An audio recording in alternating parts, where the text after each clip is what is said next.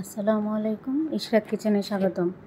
আজকে এখানে দেখতে পাচ্ছেন চিকেনগুলো আমি পরিষ্কার করে নিয়েছি। এখানে আমি 3টা চিকেন নিয়েছি, নিয়ে রোস্টের সাইজটাকে ডবল ভাগ করে নিয়েছি। এখানে আমি দিয়ে দিলাম 2 চামচ কাঁচামরিচ বাটা, আর হচ্ছে পেস্ট, আর হচ্ছে টক দই হাফ কাপের মতো, লবণ আর লেবু দিয়ে আমি প্রথমে চিকেনটাকে ম্যারিনেট করে রেখে দেব। তো এইখানে দেখেন গরম মশলা, এটা প্যানে তেল বসে গরম করে নিয়ে আমি এখানে গরম মশলা দিয়ে দিয়েছি, দিয়ে তারপরে হালকা একটু ভেজে নিয়ে এখানে দিয়ে দিলাম প্রায় 1 কাপের মতো হলো পেঁয়াজটা আমি হালকা করে ভেজে নেব। তো ভেজে নিয়ে এখানে আমি দিয়ে দিব এখন পেঁয়াজ বাটা 3-4 চামচের মতো পেঁয়াজ বাটা দিয়েছি আমি। তারপর এখানে আমি এখন 2 চামচ রসুন বাটা, 2 চামচ আদা বাটা দিয়ে আর 1 চামচ লবণ দিয়ে মশলাটাকে এখন আমি ভালো করে কষাবো। মশলাটাকে দেখেন আমি ভালো করে ভাজতেছি। তারপরে এখানে দিব হলো 1 চামচ গুঁড়া মরিচ, এখানে ঝাল ঝাল করবো না আমি। আর দিয়ে দিলাম আমি 1.5 চামচ ধনিয়া গুঁড়া দিয়ে মশলাটাকে আমি এখন ভালোভাবে ভেজে নিচ্ছি। আর এখানে আমি দিয়ে দিব 1.5 চামচের মতো গরম মশলা গুঁড়ো। তো গরম মশলা গুঁড়া দিয়ে এখানে আমি মশলাটাকে দেখেন ভেজে নিচ্ছি। তো আজকে আমি রান্না করব চিকেন কোরমা। আর এখানে আমি দিয়ে দিলাম বাদাম, জয়ফল, জয়ত্রী বাটা একসাথে করে আমি একটু ব্লেন্ড করে নিয়েছিলাম, সেটা এখানে দিয়ে দিলাম। দিয়ে মশলার সাথে একটু কষিয়ে এখানে আমি অল্প করে দুধ দিয়ে দিলাম। দুধটাকে দিয়ে এখন মশলাটাকে ভালো করে কষাবো। তো তারপর ঢাকনা দিয়ে দিয়েছিলাম। ঢাকনা উঠিয়ে দেখেন আমার মশলাটা কষিয়ে তেলটা উপরে উঠে এসেছে। তো তারপর এখন আমি ম্যারিনেট করা চিকেনগুলো এখানে দিয়ে দেব। তো আজকে রান্নাটা হবে সম্পূর্ণই দুধে, এখানে কোনো পানি ইউজ করব না। তো কোরমাটা আপনারা চেষ্টা করবেন দুধ দিয়ে রান্না করার জন্য, তাহলে টেস্টটা ভালো আসে।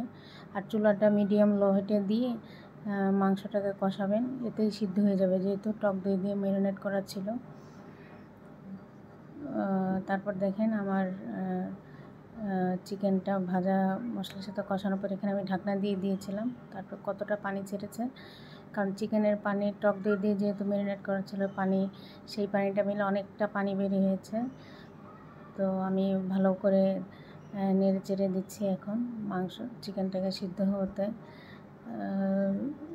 তো সবগুলো চিকেনই যেন প্রপারলি কুক হয়, এই জন্য ভালো করে নেড়ে চেড়ে দিচ্ছি। তো এখন মাঝে মধ্যেই ঢাকনা দিয়ে ঢাকনা উঠিয়ে এইভাবে করে কতক্ষণ চিকেনটাকে কষিয়ে নিতে হবে। তো আমি আবার নেড়ে চেড়ে দিচ্ছি। তো চিকেন কোরমাটা আসলে কম ঝালে খেতেই বাচ্চারা পছন্দ করে। তো এখানে আমি হাফ লিটার দুধ হলো জাল দিয়ে নিয়েছিলাম। তো বাকি দুধটা দিয়ে এখানে আমি দিয়ে দিলাম এখন 1 চামচের মতো চিনি না দিলে তো আর কোরমার টেস্ট আসবে না। তো দেওয়ার পরে এখানে আবার আমি চিকেনটাকে নেড়ে চেড়ে দিয়ে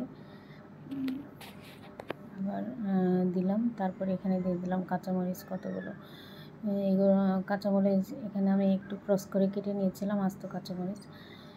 তো কেটে এখানে দিয়েছি। তারপর ঢাকনা দেওয়ার পর ঢাকনা উঠালেই রান্না চলে দেখেন ধোঁয়া ওঠে। আর এখানে এখন দিয়ে দিলাম কতগুলো কিশমিশ আর পেঁয়াজ বেরেস্তা।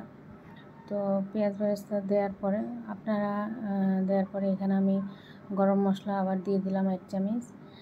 তো দিয়ে আবার একটু নেড়ে চেড়ে দেবো। তো আমি যেভাবে রান্না করছি আপনারা সম্পূর্ণ রেসিপিটি ফলো করে এইভাবেই রান্না করবেন, একদম অথেন্টিক একটা টেস্ট পাবেন। তো এই পর্যায়ে আমার মনে হলো চিকেনের টেস্টটাকে ব্যালেন্স করার জন্য আর 1 চামচ চিনির প্রয়োজন। তো চিনি দিয়ে এখানে আমি দিয়ে দিব প্রায় 2 চামচের মতো ঘি। তো ঘিটা শেষে দিলে ঘিটা দিয়ে তারপর একটু নেড়ে চেড়ে এটা আবার ঢাকনা দিয়ে দিতে হবে।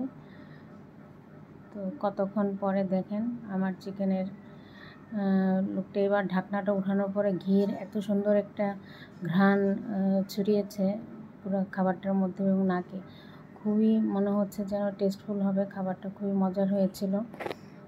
তো আমার বাসায় গেস্ট আসার কথা ছিল, তারা খেয়ে খুবই প্রশংসা করেছে। তো দেখেন চিকেনের একদম লাস্টের যে লুকটা চিকেন কোরমার, খুবই লোভনীয় হয়েছে দেখতে, যেমন স্বাদেও এরকম লোভনীয় হয়েছিল।